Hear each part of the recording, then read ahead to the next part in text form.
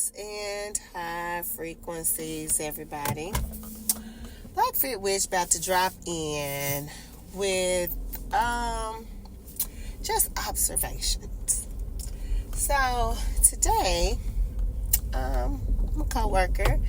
We had to have a meeting off site somewhere, and he has on a shirt that says, on the front it says Jesus saves, on the back that says there is power in the name of Jesus, whatever. And I want to say, yeah, it is.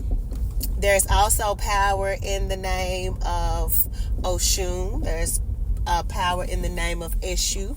There's power in the name of Ursula Freda. There's power in the name of Ursula Dantor. There's power in the name of Papa Dambala. There's power in the name. Do y'all see where I'm going with this, y'all? There's power in the name of Heteru. There's power in the name of Yemiya. There's power in the name of Tahuti. There's power in the name of Amen. All of these names, there's power in your name. There's power in my name. There's power in names.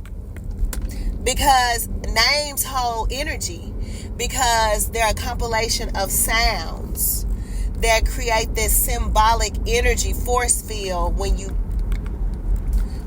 say it with your mouth, right? That's why we need to know what our names mean, because you're speaking that energy and that power over that person every time you call their name. So certain names we know, and not just certain names, but all names, I wouldn't say certain names, all names hold a frequency and a vibration. So there is power in all names. And what power are you putting behind the name that you're calling on? Right? It depends on what your needs are. All right? So I can't fault anybody for where they are in their spiritual practices and their level of consciousness that they're on. During this time, they have either chose not to be aware, or it's just not for them to be aware at this time, and that's okay too. But it was just, I was like, and I was thinking to myself, if I had a shirt on that says there's power in voodoo, and there is power in the name of Papa Dambala and Ursula Freda, like, how would they probably don't even know who those, energies are, but, even just to see the word voodoo, they probably be like, oh my God, like, ooh, witchcraft, she gonna try to kill us, and, people's mindset is so limited, and their studies and understanding of various cultures and religious practices and spiritual practices are very limited, and they only have dabbled in, because I say dabbled because they don't even go deep into the spiritual system and the religious system that they're in. I was just at an event the other day, and what I loved about it, the comedian, he said, he was talking about, Jesus and Joseph and Mary and all of that, which was very eye-opening. I hope people caught it, because he said, where's the book of Joseph? Like, this man took in a child that ain't even his, right? Mary got pregnant by God, supposedly, and why he doesn't have a book in the Bible? Why? Where's the book of Joseph? Like, I'm sure he has some shit he got to say, right? And so it's so, all of these religious practices, even, just going too deep into spiritual system, the answer is within, and understanding self. So I just want to share that with y'all. So yeah, I thought that was interesting that he had that sweatshirt on. And I just wanted to tell y'all, there's power in all names. There's power in your name. What does your name mean? I know I've shared this before, but it's back into my spirit when he had that sweatshirt on. So there's power in all names.